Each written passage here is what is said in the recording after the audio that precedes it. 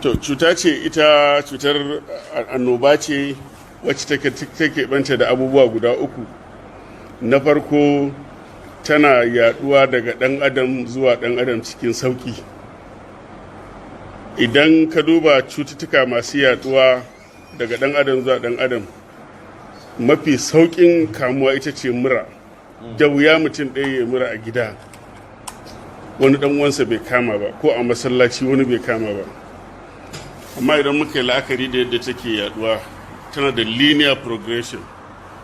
Wannan ya ba wannan, wannan ya ba wannan, wannan ya ba wannan. Amma ita annobar corona tana da abin nan yanayi na daban. A karo na farko mutum ɗaya zai iya ba mutum uku. Idan aka sake zagayawa mutum uku za su ba uku. Tara kenan. Tana tashi daga 1 zuwa 9 zuwa 27 zuwa 51, haka za ta rinka ninkawa sau uku. Shine explosive. Fantsama take yi, ba yaduwa take yi ba.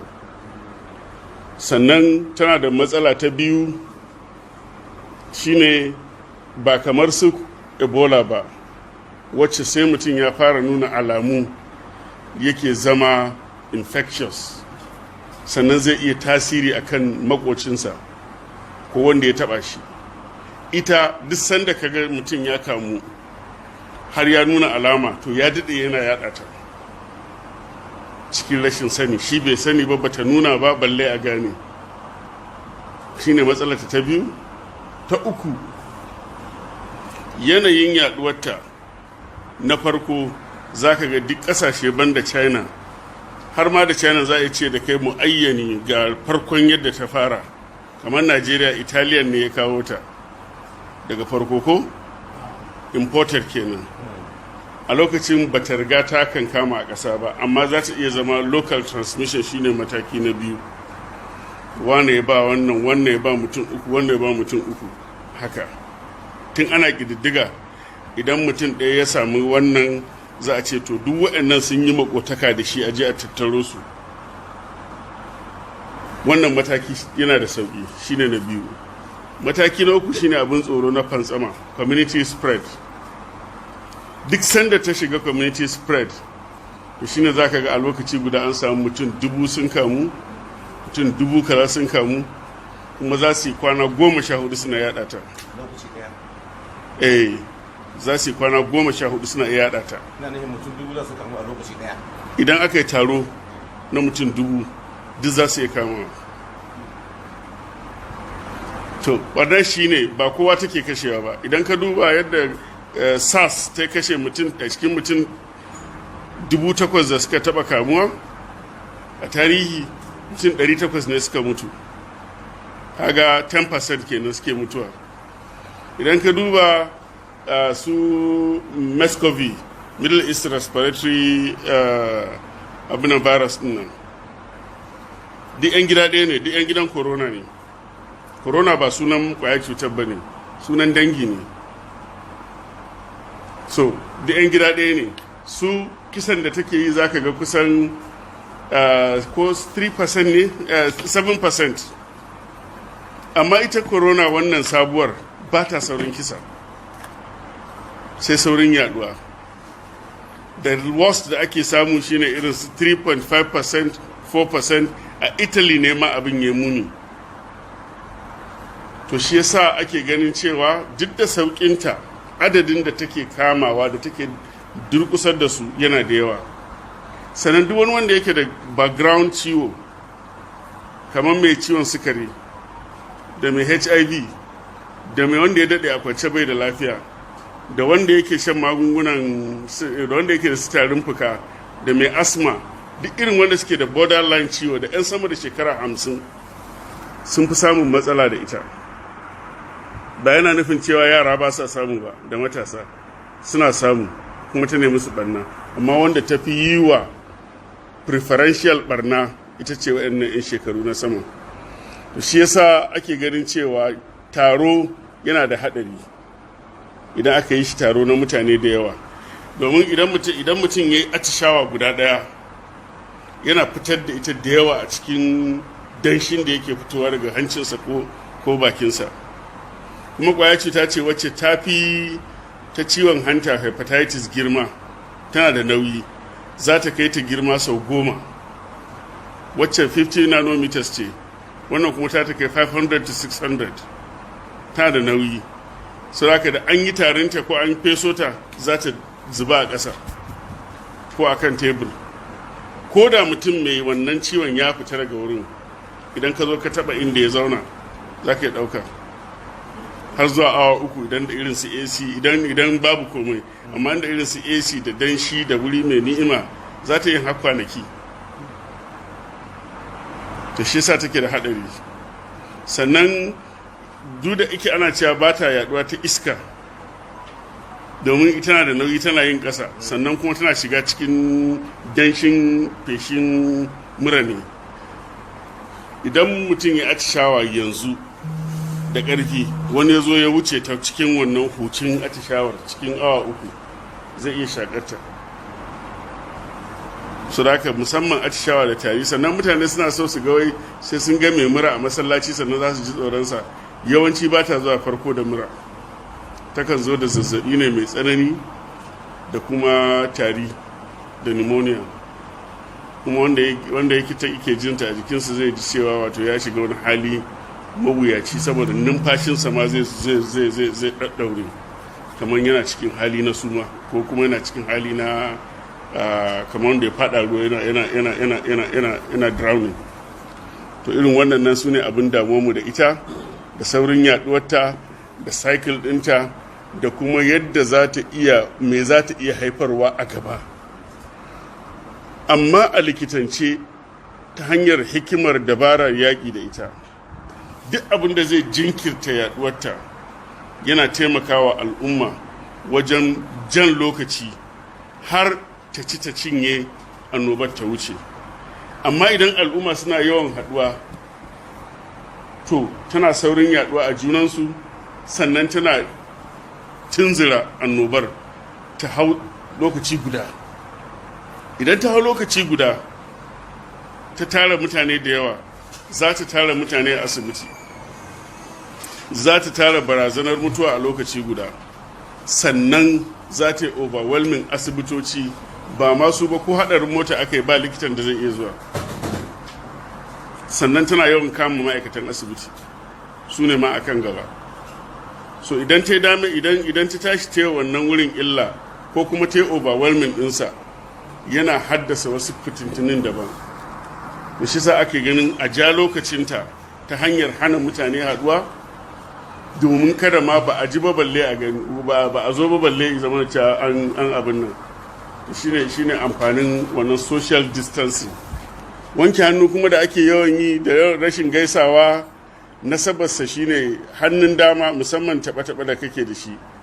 A likitance wannan kana sana cewa kana ƙazanta da shi, kana wanke shi, amma a likitance wannan ke ta gaisawa da mutane da shi kake kama bakin kofa ka abin nan.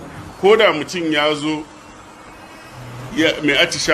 wanda ya atishawa ya taba kofa, idan ka zo bayansa ka taba kofa ka bude, za ka iya kamuwa da ciwon. Sannan sa mask, wai mutum ya zo mask da shi a masallaci, baya ba da kariya ga wanda ake tsoron kada ya kamu, domin tana shiga ta fatar ido. Idan mutum ya taba hannu, ya taba mai abin nan, ya zo ya shafa fuskarsa, ko ya taba abin nan, ko ya taba hancinsa, zai iya kamawa.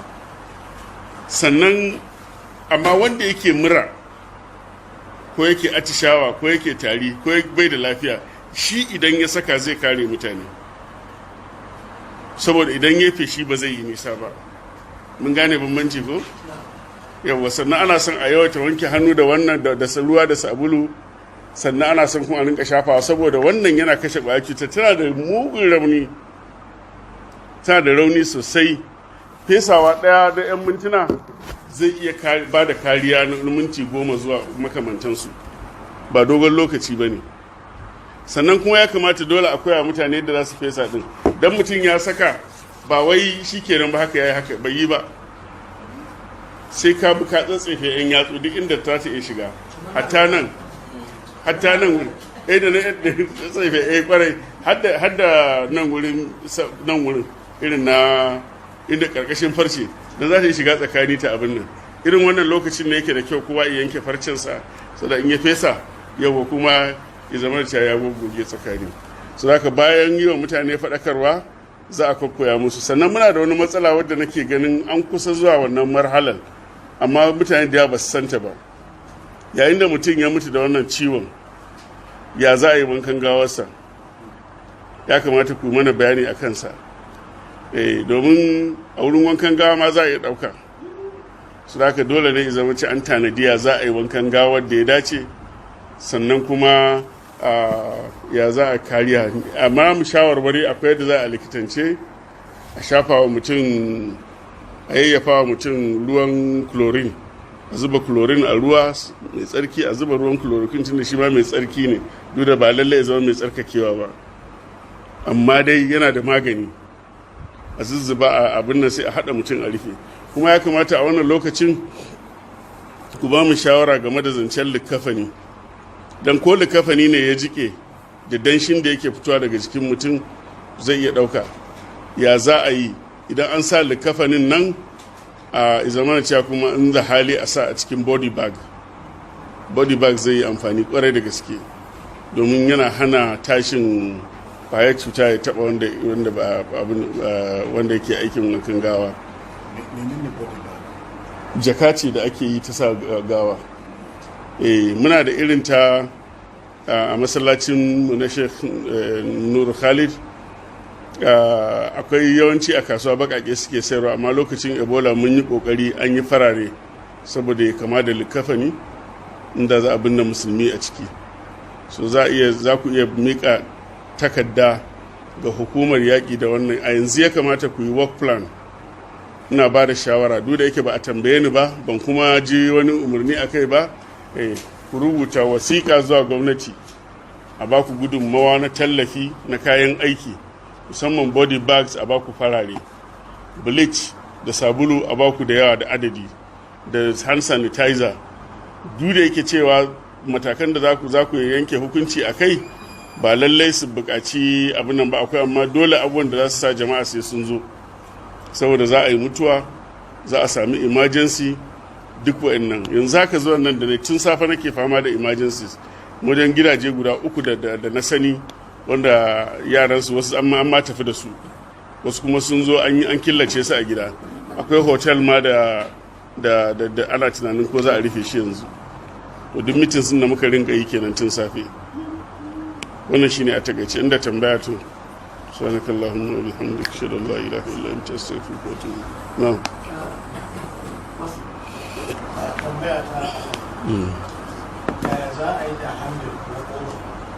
gaskiya kamata yi yana ɗaya ce abin da za a sa wa ma'aikatan masallatai yanzu na a tabbatar da kowannensu yana sa glove kafin yi aiki sannan a ringa ba su ruwan bleach su tsoma tsumma da ruwan bleach su goge handle ɗin masallatai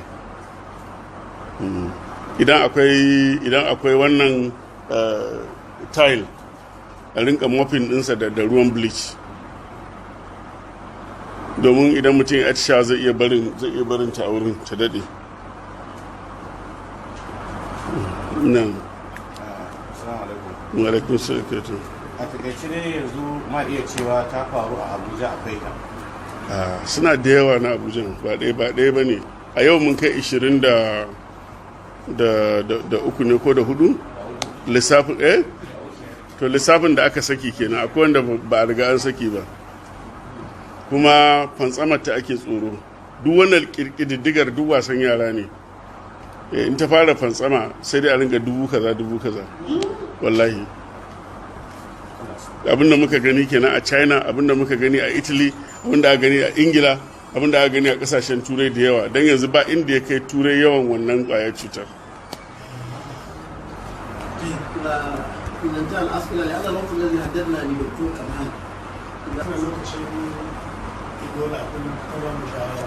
bleach yana da tasiri akan ta kwarai da gaske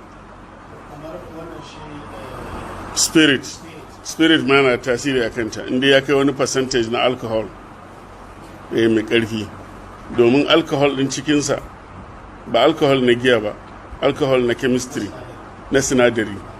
Yana da tasiri a kanta kwarai da gaske, zuwa minti 10 zuwa 15 da abin da yake jiki zai iya kashe ta. Game da killace mutane misali da wasu kada suka yi, akwai wani adadi na kwanaki ne da ake ganin cewa idan an gama killace mutane za ta zo ta kwarai. In dai za a ci nasara a nesanta ɗan adam da ɗan adam, musamman tazara ta kafa 6 2 meters, to yana rage saurin yaduwar, saboda ko atishawa kai ba za ta kai 2 meters ba. Idan ka taba mutum, idan ka nesanta da mutum, numfashinsa ba za ka shaƙa ba, to yana ba da kariya. Idan aka yi haka na sati 2, duk inda take za ta galabaita ta mutu, to annobar za ta yi ƙasa. Abin da ya faru a Wuhan kenan, sun yaƙe ta hanyar nesanta al'umma, sannan takaita saduwar mutum yana kusa da wani, sannan kuma izamana cewa an kai wannan tsawon lokaci na ebola kwana 21 ne, amma ita wannan kwana 14 ne. In za a iya bin wannan ka'ida, in Allah da cikin ƙanƙanin lokaci za a shawo kanta.